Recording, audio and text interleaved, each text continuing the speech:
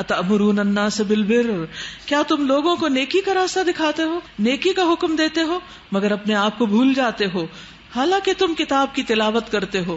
کل ہم نے تلاوت پر بہت بات کی تھی. تلاوت کا معنی صحیح طور پر اس کو پڑھنا بھی ہے اور اس کے ساتھ ساتھ اس کا اتباع بھی ہے. تلا یتلو تلون سے اس کو فالو کرنا. وانتم تتلون الکتاب، حالانکہ تم کتاب کی تلاوت یہاں پہلے معنوں میں استعمال ہوئے، تم اس کو پڑھتے ہو، سمجھتے ہو، اور پھر اس کے باوجود تمہاری زندگی اس کے خلاف جا رہی ہے. افلا تعقلون، کیا تم عقل سے کام نہیں لیتے؟ کیوں ایسا ہوتا ہے جب انسان دنیا کے لالچ میں مبتلا ہو جاتا ہے یا آخرت کو بھول جاتا ہے یا پھر اس کو عمل کرنا مشکل لگتا ہے؟ تو کوئی بھی وجہ ہو، انسان کے لیے حل کیا ہے؟ یعنی جب بھی انسان کا قرآن پر، اللہ کی کتاب پر، اللہ تعالیٰ کے احکامات پر عمل کمزور پڑنے لگے تو انسان کو کیا کرنا چاہیے؟ وَاسْتَعِينُوا بِالصَّبْرِ وَالصَّلَاةِ، نمبر 1 صبر سے کام لینا چاہیے، اور نمبر 2 صلاۃ سے اللہ کی طرف مزید رغبت کرنی چاہیے. مثلا دین کے کسی حکم پر عمل کرنا بہت مشکل لگتا ہے تو کیا کریں؟ اللہ سے مدد مانگے، اللہ تعالیٰ تو اس کام کو میرے لیے آسان کر دے. نمازوں میں خشوع و خضوع نہیں، اللہ ہی سے مانگے. حجاب کرنا مشکل ہے، اللہ ہی سے توفیق مانگے. مال خرچ کرنا مشکل ہے، اللہ سے توفیق مانگے. جھوٹ چھوڑنا مشکل ہے، اللہ سے توفیق مانگے.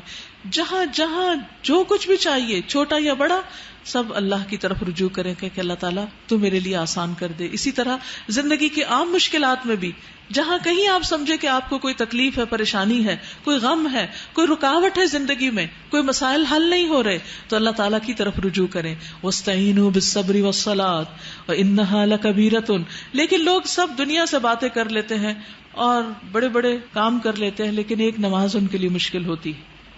یعنی جتنی دیر میں ہم ایک فون کال کر کے کسی کو ایک غیبت بھرا پیغام دیتے ہیں اپنے مسائل کے بارے میں، کیا اتنی دیر میں نماز نہیں پڑھی جا سکتی؟ تو کیا یہ ممکن ہے کہ آپ جب کسی کو اپنا مسئلہ بیان کرنے لگے پہلے نفل پڑھ لیں، اللہ سے خوب رو کے دعا کر لیں؟ آپ یقین کریں آپ کے دل میں اتنی ٹھنڈک آئے گی کہ دل ہی نہیں چاہے گا کسی سے بات کرنے کی، بتانے کی شاید نوبت ہی نہ آئے. کیونکہ نماز اللہ سے بات کرنا ہے اور دوسرا لوگوں کو اپنے قصے کہانیاں اور مسائل سنانا ہے. تو آپ کے پاس اگر کوئی مسائل لے کر آئے تو آپ اسے کہ اسی وقت پہلے جا کر وضو کریں، 2 نفل پڑھیں، خوب رو کر دعا کریں، اس کے بعد اپنا مسئلہ بتائیں مجھے. کس کا حق زیادہ ہے کہ اس کو مسائل بتائے جائیں؟ اللہ کا حق. کوئی کس کے پاس اختیار ہے؟ کون العلیم ہے، کون الحکیم ہے، کون القدیر ہے؟ اللہ. اللہ سبحانہ وتعالیٰ کے پاس ساری قوتیں ہیں. تو پھر ہم بندوں کے پیچھے کیوں بھاگتے رہتے ہیں؟ پہلے اللہ سے مانگے، پھر وہ رہنمائی کرے گا کہ کہاں جاؤ. اور انسان کو الہدا البیانی جو ہوتا ہے کہ لوگوں کے ذریعے جو رہنمائی ملتی وہ بھی پھر مل جاتی، ورنہ لوگ کچھ نہیں کر سکتے، کچھ نہیں بتا سکتے، چاہے 10 لوگوں کے پاس گھوم پھر کے آ جائیں، آپ کے مسائل وہیں کے وہیں رہیں گے جب تک اللہ سبحانہ وتعالیٰ ان کو دور نہ کرے. تو یہ اس نماز کو بھاری نہ سمجھیں. ہاں جو جھکنے والے ہیں ان کے لیے یہ نماز ہلکی ہے. الذین یظنون انہم ملاقو ربہم، جو سمجھتے ہیں کہ وہ اپنے رب سے ملاقات کرنے والے ہیں، وانہم الیہ راجعون، اور جو اس کی طرف لوٹ کر جانے والے ہیں. جو شخص اللہ کی ملاقات کو پسند کرتا ہے، اللہ اس کی ملاقات کو پسند کرتا ہے، اور جو اللہ تعالیٰ سے ملنا ناپسند کرتا ہے، اللہ تعالیٰ بھی اس سے ملنا ناپسند کرتا ہے. اپنے دل کو ٹٹولیے، کیا مجھے اللہ سے ملاقات کا شوق ہے؟ کیا مجھے اس بات کی چاہت ہے کہ میں ایک دن اپنے رب کو دیکھوں، اس کا دیدار کروں اور وہ مجھ سے راضی ہو جائے اور میری ساری محبتیں اس محبت میں سما جائیں؟ یہ دنیا کی محبتوں کے تجربے تو اللہ تعالیٰ دراصل اپنی طرف لانے کے لیے کرتا ہے. ان چیزوں میں اٹکنے کے لیے تھوڑی ہے کہ آپ کسی بھی انسان میں اٹک جائیں، اپنی اولاد میں اٹک جائیں، یا بہن بھائیوں میں، یا والدین، یا کسی بھی چیز کی محبت میں، یا مال و دولت کی محبت میں. یہ سب چیزیں تو اللہ تعالیٰ نے انسان کے لیے خوشنما بنائی ہیں، انسان کے لیے مزین کی ہیں، تاکہ انسان کو ایک اچھی خوبصورت چیز کا تجربہ ہو، ایک محسوس چیز کو دیکھ کر غیر محسوس اور غیر معلوم چیز کو ایکسپیرینس کر سکے. اس کے بغیر وہ کر نہیں سکتا. تو جب کسی بھی چیز کی محبت ستانے لگے تو فوراً اس کو اللہ سبحانہ وتعالیٰ کی طرف موڑ دیجئے، اور پھر آپ دیکھیں گے کہ آپ کو محبت کا معنی سمجھ آنے لگے گا. اور حقیقت یہ کہ انسان کے دل میں اصل خوشی صرف اس وقت پیدا ہوتی ہے جب انسان اللہ سے محبت کرتا ہے. اس محبت کی علامت کیا ہے؟ اس محبت کی علامت نماز سے محبت ہونا ہے. اگر آپ یہ جاننا چاہتے ہیں کہ آپ کو اللہ تعالیٰ سے ملاقات کا شوق ہے یا نہیں، محبت ہے یا نہیں، تو دیکھیے نماز کی طرف قدم کس طرح اٹھتے ہیں، کس شوق کے ساتھ آپ جاتے ہیں نماز پڑھنے کے لیے، اور نماز سے کتنا گھبراتے ہیں. اور اگر نماز کی طرف توجہ نہیں یا نماز بوجھ ہے تو سمجھیے اللہ سے کوئی محبت نہیں، چاہے کتنی بھی باتیں، کتنے بھی دعوے کر لیں. پھر بنی اسرائیل سے دوبارہ خطاب کیا گیا، یا بنی اسرائیل اذکروا نعمتی التی انعمت علیکم وانی فضلتکم علی العالمین.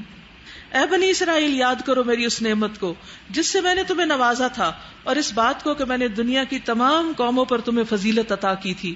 اور ڈرو اس دن سے جب کوئی کسی کے ذرا کام نہ آئے گا، نہ کسی کی طرف سے سفارش قبول ہوگی، نہ کسی کو فدیہ لے کر چھوڑا جائے گا، اور نہ مجرموں کو کہیں سے کوئی مدد مل سکے گی. بنی اسرائیل اس وقت کے مسلمان تھے، اور انہوں نے سمجھا کہ چونکہ ہم مسلمان ہیں اس لیے نجات تو ہے ہی ہے، ہمارے لیے تو کوئی عذاب نہیں، کوئی پکڑ نہیں، کوئی مشکل نہیں، ہم جو بھی کر لیں ہم نجات یافتہ گروہ ہیں. اللہ تعالیٰ نے کیا فرمایا کہ نہیں، کوئی کسی کے کام نہیں آئے گا، تم بھی قیامت کے دن سے ڈرو. کسی کی سفارش قبول نہ ہوگی اگر تم اللہ سبحانہ و تعالیٰ پر صحیح ایمان نہ رکھتے ہوئے، اور کوئی اور تمہاری جگہ آ کے بدلہ فدیہ نہیں دے سکے گا، کیونکہ وہ سمجھتے تھے کہ ان کے بزرگ، ان کے نیک لوگ ان کے لیے سفارش کر دیں گے اور وہ ان کو بچا کر نکال لے جائیں گے. تو اس عقیدے کی تردید کر دی گئی کہ ایسا نہیں ہوگا، تم خود اپنے لیے کچھ کرو. پھر آگے کچھ آیات میں آپ دیکھیں گے کہ اللہ سبحانہ و تعالیٰ بنی اسرائیل کو اپنے کچھ انعامات یاد کراتے ہیں، اور اس کے ساتھ ساتھ جب انہوں نے ان انعامات کی قدر نہیں کی، احسانات کی قدر نہیں کی، تو پھر کس طرح ان کی شامت آئی، انجام بھی ساتھ ساتھ بتا دیا گیا اور ان کے رویوں کو بھی بتا دیا گیا. یہ ایک آئینہ ہے ہم سب کے لیے کہ ہم اپنے رویوں پر، اپنے طریقوں اور اپنے اعمال پر غور کریں کہ ہم کیا کر رہے ہیں.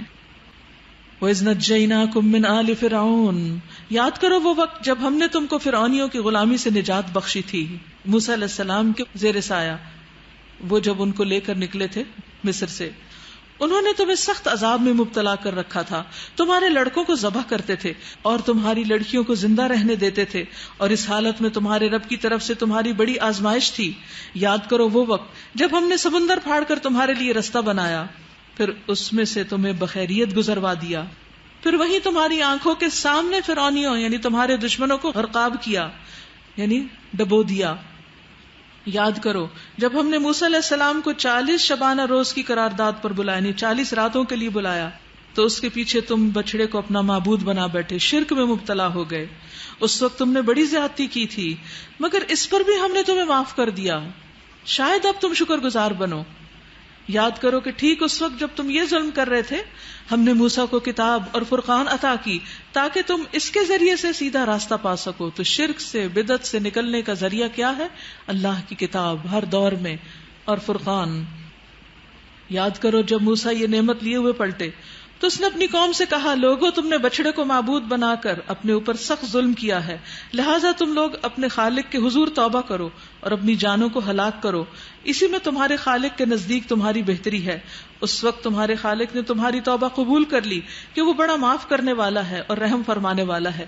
کچھ گناہ صرف زبانی توبہ استغفار سے معاف ہو جاتے ہیں اور کچھ گناہوں کا کفارہ دینا ہوتا ہے، جیسا کہ یہاں پر. یاد کرو جب تم نے موسیٰ سے کہا تھا کہ ہم تمہارے کہنے کا ہرگز یقین نہیں کریں گے جب تک کہ اپنی آنکھوں سے اعلانیہ خدا کو کلام کرتے نہ دیکھ لیں، اللہ تعالیٰ کو دیکھ نہ لیں. اس وقت تمہارے دیکھتے دیکھتے ایک زبردست بجلی نے تم کو آ لیا، تم بے جان ہو کر گر چکے تھے، مگر پھر ہم نے تم کو جلا اٹھایا، زندہ کر دیا، شاید کہ اس احسان کے بعد تم شکر گزار بن جاؤ. یعنی موسیٰ علیہ السلام جب تورات لے کر آئے اور اللہ تعالیٰ کی ملاقات کی بات کی تو کہنے لگے کہ ہم تو یہ کتاب تب پڑھیں گے جب ہم خود اللہ تعالیٰ سے بات کر لیں، ہم خود بھی دیکھنا چاہتے ہیں. تو موسیٰ علیہ السلام 70 لوگوں کو لے کر کوہ طور پر گئے، لیکن پھر کیا ہوا؟ یہ بہت ہی غلط مطالبہ تھا، وہاں ان پر بجلی گری، سب مر گئے. پھر موسیٰ علیہ السلام پریشان ہوئے تو اللہ تعالیٰ نے ان سب کو زندہ کیا. تو اس سے کیا پتہ چلتا ہے کہ اللہ سبحانہ و تعالیٰ کے احکامات کا مذاق نہیں اڑانا چاہیے، اور ایمان اس چیز کا نام نہیں کہ انسان ہر بات میں حجت بازی کرے. ہم نے تم پر ابر کا سایہ کیا، بادل کا سایہ کیا، من و سلوہ کی غذا تمہارے لیے فراہم کی. یعنی جب مصر سے نکل کر صحرائے سینا میں گئے اور وہاں پر صرف صحرا ہی صحرا تھا، کوئی درخت نہیں تھا، کوئی سایہ اور اوٹ نہیں تھی، تو کس طرح لاکھوں لوگوں کو اللہ تعالیٰ نے سایہ مہیا کیا. اور کس طرح کھانے کا انتظام کیا، من و سلوہ اتار کر، اور تم سے کہا کہ جو پاک چیزیں ہم نے تمہیں بخشی ہیں انہیں کھاؤ، مگر تمہارے پہلوں نے جو کچھ کیا وہ ہم پر ظلم نہ تھا بلکہ انہوں نے آپ ہی اپنے اوپر ظلم کیا۔ یہ ساری نعمتیں پا کر پھر بھی اللہ تعالیٰ کی بات نہیں مانی اور حجت بازی کرنے لگے۔ پھر یاد کرو جب ہم نے کہا کہ یہ بستی جو تمہارے سامنے اس میں داخل ہو جاؤ، یعنی ہجرت کرنے کے بعد مصر سے صحرا پار کر کے ایک بستی کا حکم دیا گیا کہ اب یہاں پر چلے جاؤ، اس کی پیداوار جس طرح چاہو مزے سے کھاؤ، مگر بستی کے دروازے سے سجدہ ریز ہوتے ہوئے داخل ہونا، یعنی اللہ کا شکر ادا کرنا، اور کہتے جانا حتتن حتتن، یعنی استغفر اللہ، ہم تمہاری خطاؤں سے درگزر کریں گے اور نیکوکاروں کو مزید فضل و کرم سے نوازیں گے۔ لیکن کیا ہوا، یہاں بھی انہوں نے اللہ کی بات نہیں مانی۔ فبدل الذین ظلموا قولا غیر الذی قیل لهم، مگر جو بات کہی گئی تھی ظالموں نے اسے بدل کر کچھ اور کر دیا۔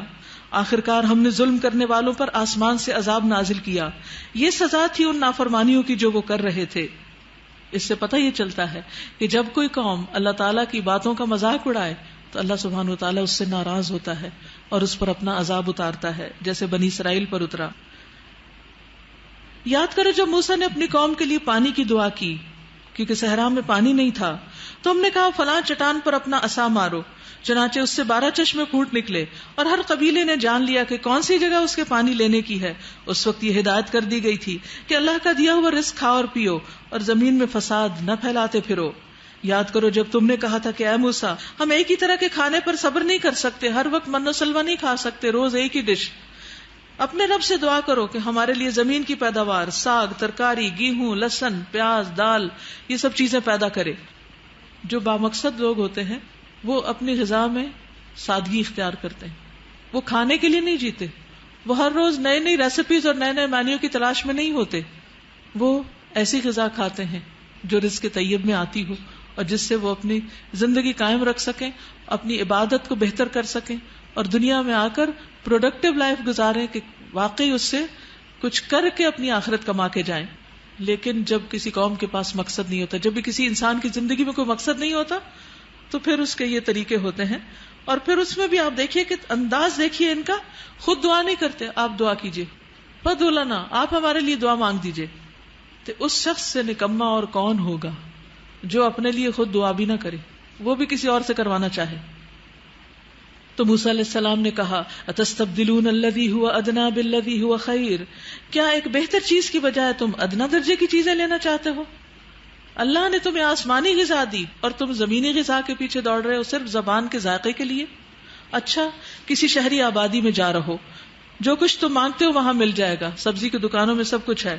آخر کار نوبت یہاں تک پہنچی کہ ذلت و خواری اور پستی اور بدحالی ان پر مسلط ہو گئی اور وہ اللہ کے غضب میں گر گئے۔ یہ نتیجہ تھا اس کا کہ وہ اللہ کی آیات سے کفر کرنے لگے اور پیغمبروں کو ناحق قتل کرنے لگے۔ یہ نتیجہ تھا ان کی نافرمانیوں کا اور اس بات کا کہ وہ حدود شریعت سے نکل جاتے تھے۔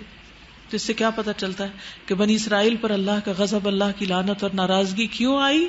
کیونکہ انہوں نے اللہ تعالیٰ کے احکامات کو نہیں مانا، اللہ کی نعمتوں کا انکار کیا، اللہ تعالیٰ کے احسانات کی قدر نہیں کی، حتیٰ کہ جو لوگ ان کو ہدایت کی بات بتاتے تھے ان کو بھی مارنا شروع کر دیا، ان کو بھی قتل کیا۔